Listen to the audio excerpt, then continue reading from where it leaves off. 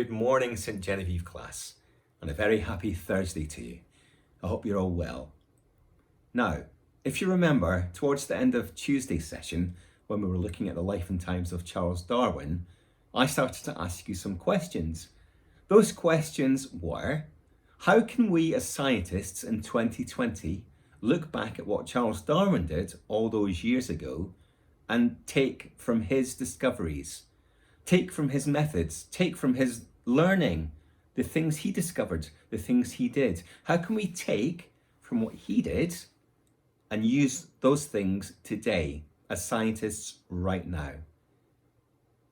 So today, to help you, I've got 3 activities that you can do that are based on what Charles Darwin did a long, long time ago. And to help us, I've got 3 chapters from a longer book that I'd like to share with you. And at the end of each chapter, there's a little activity based on what Charles Darwin did. So without more ado, let's get started. I'm just going to pop you gently down about here, and you can see the introduction is taking us back to a little refresher. Charles Darwin, 1809 to 1882. The next time you see a £10 note, turn it over and take a closer look at the picture on the back. The Victorian gentleman with the bushy eyebrows and long white beard is Charles Darwin. The ship sailing into the distance is HMS Beagle. When he was in his 20s, Darwin sailed around the world on the Beagle, and the experiences he had then helped to make him one of Britain's finest scientists. Those experiences also led him to a new way of thinking that people are still talking about 200 years after he was born. Darwin's most famous book explained his daring new idea and was called On the Origin of the Species. When it was published in 1859, every single copy was snapped up on the first day. And we will look at the chapter 8, which it refers to here, a bit later. You can read all about his groundbreaking new idea, evolution by natural selection, in chapter 8. But having an amazing big idea was only part of it. In 1864, Darwin was awarded the Copley Medal by the Royal Society. That's a bit like an athlete winning an Olympic medal, gold medal, or even gold medals in several Olympic Games. Darwin won his medal for his many achievements as a biologist and naturalist. So what was it about Darwin that made him so special? Darwin studied and wrote about a wide range of topics.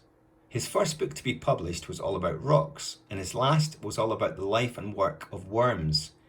In between, he wrote about how coral reefs are made, how climbing plants move, and the mysterious life of insect-eating plants. Throughout his life, Darwin wanted passionately to understand or explain what he saw. He really noticed things and thought about them. He never stopped asking questions.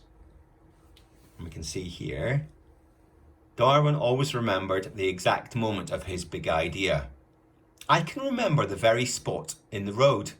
The solution, as I believe, is that the modified offspring of all dominant and increasing forms tend to become adapted to many and highly diversified places in the economy of nature.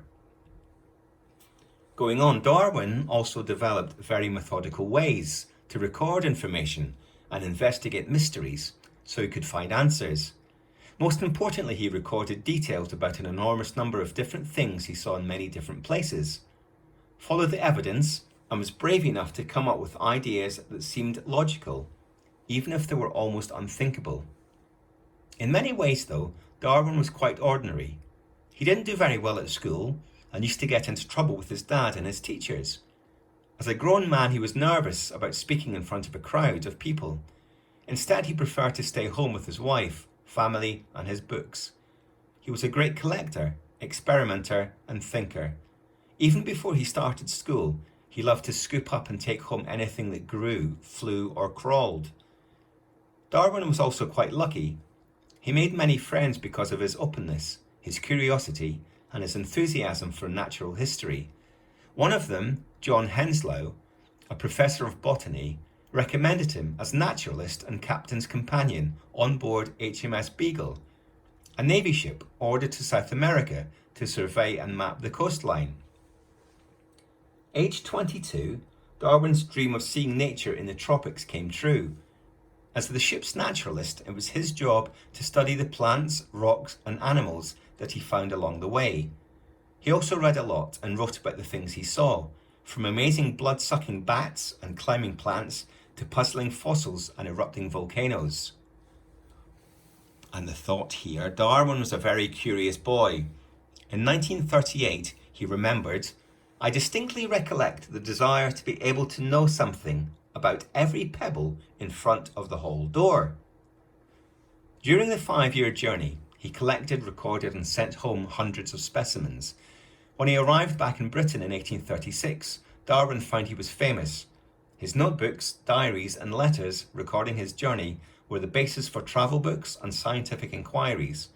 He said that the voyage of the Beagle was the most important event in his life. After his amazing voyage, Darwin got married and settled down in Kent at Down House. One of the first things he did was to build a sand-covered path around the house. The path wound through the woods and returned to the house along the side of a hedge-lined field. Every day, Darwin and his dog would take a thinking walk along this path. He used this time to clear his head, think about his experiments, and to watch the local wildlife through the seasons. Darwin did most of his work at home in his study-cum-workroom. His children often played or drew while he worked, and sometimes he got them to help him. Some scientists thought his ideas about the origin of species and natural selection were wrong, but he also had many supporters. Many well-known scientists of the time were visitors at Down House, special friends like Joseph Hooker, who became the director of the Royal Botanic Gardens at Kew, visited to work and talk.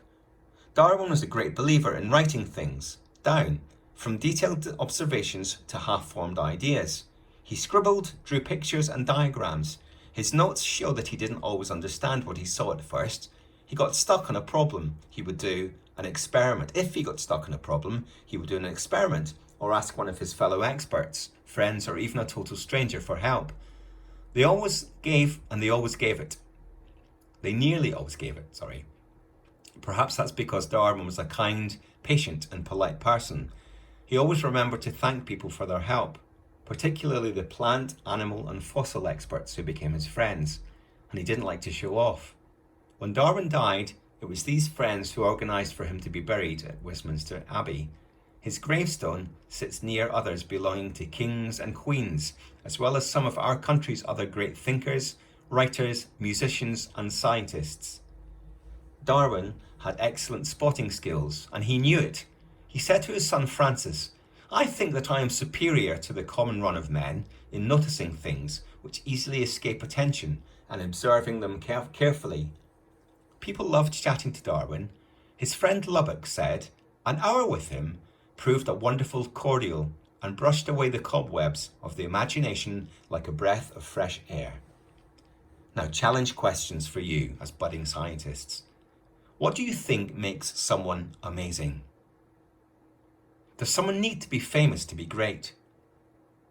Can you think of any ideas that are brave and unusual? How would you like people to describe you? Smart, fast, funny, or kind? Darwin thought he was particularly good at noticing things. What do you think you are good at? Now, this is the first activity based on what Charles Darwin did. Get sticky. Throughout his life, Charles Darwin collected anything that grew, crept, or flew. He would often take a walk to collect samples or think his ideas through. Why not take your own thinking walk? Take some masking tape or sticky tape, wrap it around your wrist, sticky side up. Get a friend to help and remember not to make it too tight. Take a thinking walk outdoors and pick up some small bits and bobs. Petals, seeds, and small leaves work well. Ouch, that's too tight, Lily. This fallen florets of this dandelion can go on my wristband. Carefully cut off your nature wristband when you get home and keep it safe. Do the same again in different seasons to see the difference. I'll blow this dandelion clock onto my wristband. Choose things on the ground. There's lots of plant life there if you look hard. Remember to wash your hands afterwards. Never wander off alone. Make sure a grown-up always knows where you are. Don't pick plants or flowers that don't belong to you. Get permission first. Another chapter, another activity. Chapter 6, Darwin the Investigator. Circa around about 1855, when Darwin was aged 46, in Down House where he lived. Charles Darwin buttoned up his warm black coat, pulled on his big black hat, and called the dog. It was time for a thinking walk. He made his way through the gardens and across the back of Down House to the beginning of the sand-covered path he had made soon after he and his wife Emma had moved from London to Kent with their 2 young children. The path wound through the woods and returned to the house along the side of a hedge-lined field. At the beginning of the walk was a line of 3 stones. Darwin knocked aside the first of the stones with his walking stick. He would be moving the second and third as he came round again and again. This was a 3-stone problem. Darwin took the sand walk at least once every day and often more. Walking helped him to think. Today he was thinking about something he had noticed when he was the naturalist on HMS Beagle more than 20 years ago.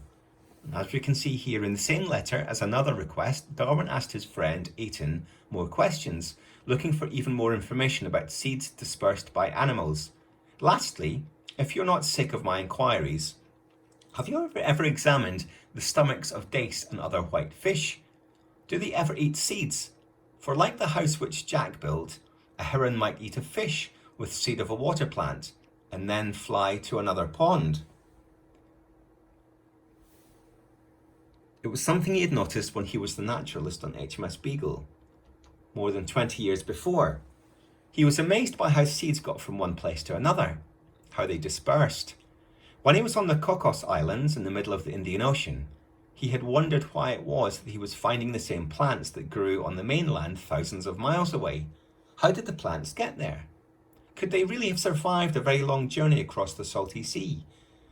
He had been reading the ideas of one scientist who explained the riddle by saying that remote bits of land had originally been joined onto the mainland. But Darwin wasn't happy with this idea. He wanted to understand the whole tricky problem of how seeds got from one place to another. Darwin walked around the sand walk until he had decided what to do. He needed to go back to basics and do an experiment. Back at the house, Darwin sat in his comfortable study and thought some more. His children came in. They slid around on a stool with wheels and drew on bits of paper as they often did when he was working. Once he had decided what to do, like all experimenters, Darwin had to gather together his equipment first. He collected seeds, made some salty water, and even got some sea animals to live in it for a year to check that it was just right. He put the homemade seawater in glass bottles, popped in a variety of seeds such as lettuce, pepper, cabbage, onion, celery, rhubarb and oats, and waited to see what happened. Darwin watched and carefully noted down the changes in the seeds as they swelled up, changed colour, sunk down to the bottom of the bottles, and really started to stink. Sensibly, he repeated the experiment using the same types of seeds, but did not put any salt in the water. That was the only way that he could tell if it was the salt or something else that was making a difference to the seeds. Darwin wrote letters every day and asked thousands of new questions, not to mention favours. He was interested in every little detail about how seeds travelled. In one letter, he wrote to his bird expert friend Eyton, "Do you know when an owl hawk eats a little bird, how soon it throws up pellet? How I should like to get a collection of pellets and see whether they contain any seeds capable of germination. Could your gamekeepers find a roosting place and collect a lot for me?" Once the seeds that had been in the salt water were planted, Darwin was surprised to find that nearly all of them had survived their salty ordeal and still had the strength to sprout. Some of them, like the celery and the rhubarb, began to grow faster than ever. Darwin was quick to talk things through with his old friend Thomas Hooker. He was a plant expert who had just been appointed assistant director of the Royal Botanic Gardens in Kew.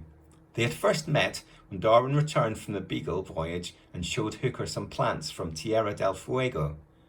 They had liked each other from the start, and now Hooker was a frequent visitor at Down House. At one time, in the early days, he had been like an assistant, gathering facts Darwin needed. Now he was the kind of trusted friend that Darwin tried out his ideas on. Darwin also shared his findings with the readers of a gardening and farming magazine.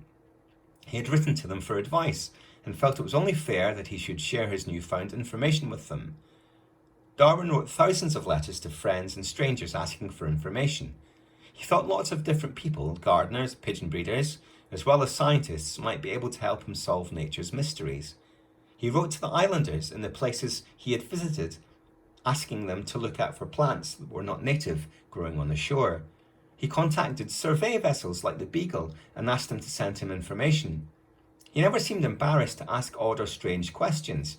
He once wrote to a bird expert, asking him to collect some mud from the feet of a wading bird to see if it had any seeds in it.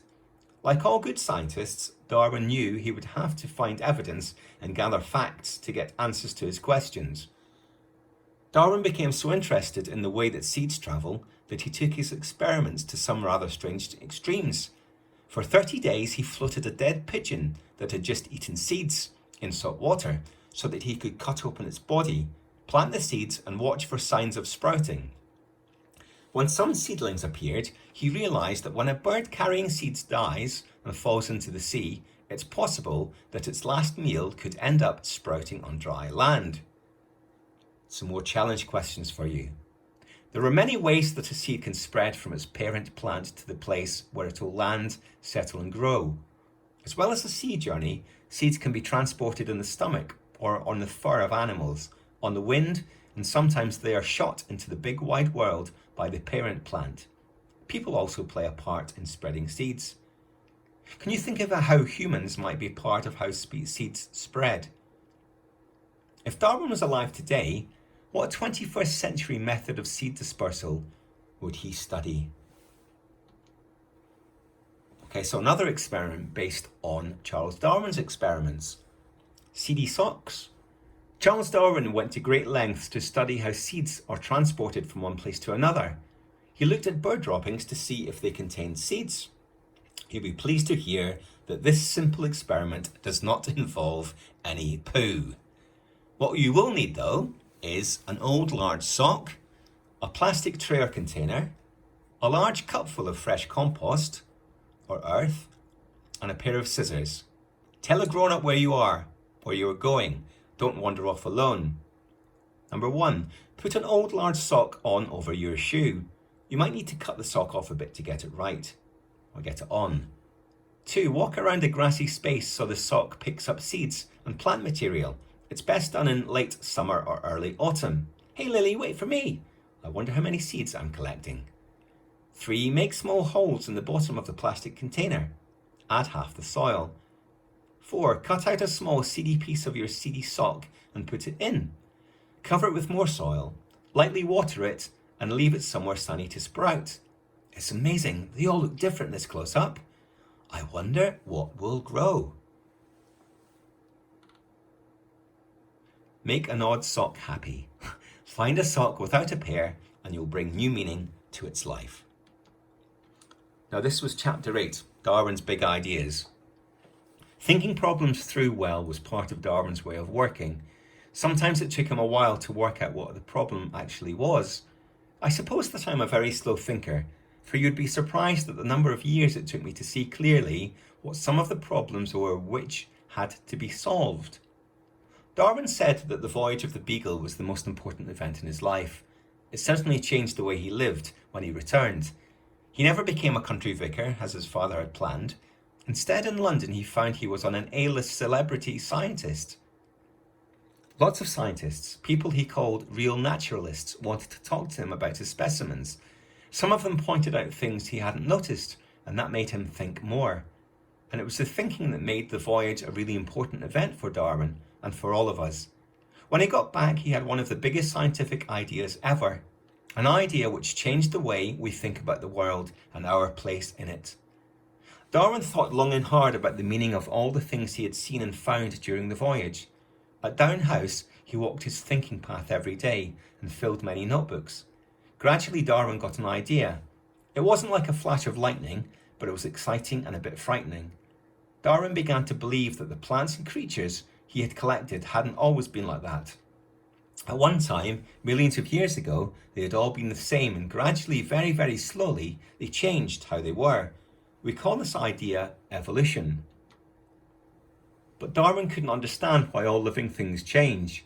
Then he read what Thomas Malthus was thinking. Malthus's idea was that when there is a famine or an epidemic, the weakest people die. That harsh fact gave Darwin more ideas about plants and animals and why they change.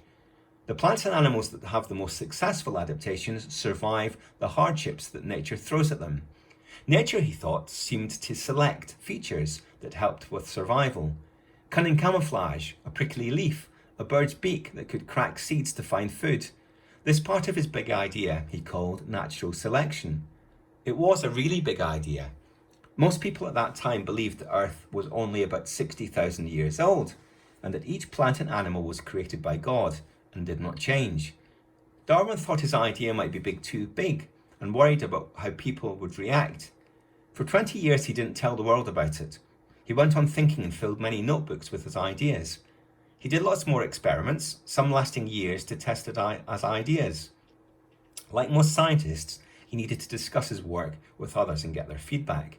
There was no texting, MSN, or emails. He just wrote hundreds of letters. He shared his theories about evolution and natural selection only with his closest friends. Then one day something arrived in the post that made Darwin think again. It was an essay from Alfred Russel Wallace, a young traveller and collector. He had come up with exactly the same theory that Darwin had been silent about for so long.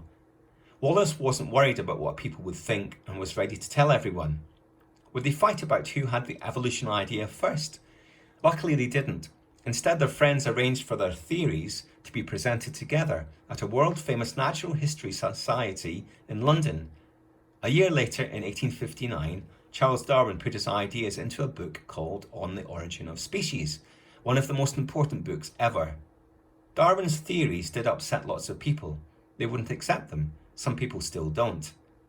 Darwin, the conservationist. The voyage of the Beagle was important to Darwin in another way too. It made him see the world in a different way and turned him into one of the world's first conservationists, someone keen to protect the natural world from being destroyed. As a young man, like many others at the time who had spare time and money, Darwin loved to collect eggs and go shooting, hunting birds, rabbits, rats and other mammals. In the early stages of the Beagle voyage, while travelling and collecting, Darwin used his rifle enthusiastically, but gradually he used it less and less. He discovered that he preferred the pleasure of observing and reasoning. He wanted to try to understand the wildlife around him without hunting. On his travels, Darwin ate tortoise meat, though he thought it tasted best in a soup. Later, when he found out that tortoises on one of the islands of Mauritius were becoming very rare, he signed an important letter sent to the governor of the island. The letter asked the governor to do something about this problem. After his travels and a lifetime of studying plants, fossils, the weather, and even worms, it became clearer than ever to Darwin that all living things are connected and need to be treasured and cared for. Darwin wrote to Britain's biggest gardening organisation, the Royal Horticultural Society, asking them to stop giving prizes to plant collectors who dug up rare plants just to win competitions. Darwin was worried that some of these plants would be lost forever. The more he found out about plants, the more Darwin learned to value them. Many plant scientists today feel the same way today. At the Royal Botanic Gardens in Kew, London, scientists dry, press and label parts of plants, just as Darwin did, so that they can be stored in a special collection called a herbarium and studied. So far they have about 7 million pressed plants at Kew. 7 million. The oldest pressed plant specimen was gathered from the wild over 250 years ago. There are also hundreds of pressed plant specimens that were collected by Darwin and given to Kew. Each year, plant hunters work in different parts of the world, continuing to send back new plants that have been discovered to add to the collection. They are continuing the work that Darwin and others before him started over 200 years ago. One way to protect a plant for future generations is to store its seeds in a seed bank, like Kew's Millennium Seed Bank. Unlike plants, seeds can be kept for many years and can then be grown if they are needed. Experts at the Millennium Seed Bank are collecting, recording and storing seeds from the world's rarest and most at-risk plants. This work will help us to save some of the thousands of plants that may disappear forever. If Darwin was alive now, he would probably be amazed and delighted to see how his work is being continued by today's plant hunters. And some final challenge questions. When do you do your best thinking? Could it be you may need to take a walk like Charles Darwin did? So what puts plants in danger? Why do you think we might need seed banks in the future? And one last activity based on Charles Darwin. Outdoor art. Darwin was often amazed by the beauty and variety of objects that he collected on his walks and expeditions. Why not celebrate your surroundings by making a work of art outdoors? The good news is that you don't need to be good at art to create a natural masterpiece. Artist Andy Goldsworthy uses leaves, ice and stone in his artwork. His sculptures melt or fade, but that's okay. He does that on purpose. It reminds him, and me, how fragile our natural world is. Leaves or bark for this bit. I'm going to take a photo of it every day to see how it changes. These leaves are different colours, but they came from the one tree. I'll make a leaf clock. It shows plants change over time. Number 1. Take a walk outside in your local garden, park, field or forest. Collect whatever catches your eye. Fallen leaves, blossoms, stones, twigs and seeds. Remember, avoid stuff that's growing or belongs to someone. 2. Don't take the collection back home. Create your art here and now. 3. Once finished, don't move your art. Leave it to sit and be. The sun might fade it or the wind could blow it away. So there, ladies and gentlemen, we have 3 activities that you can do today or right now based on the discoveries and the experimentation of one scientist that lived a long time ago, Mr. Charles Darwin. I will pop them on the St. Joseph class web tile, on the class tile on Zap. So if you'd like to have a closer look at the activities, you can do. I've really enjoyed discovering more about mini beasts and Charles Darwin and insects and classification and everything that went with Beast Creator with you guys. And I hope you've learned lots too. So stay safe, and I look forward to seeing you very soon. Bye for now.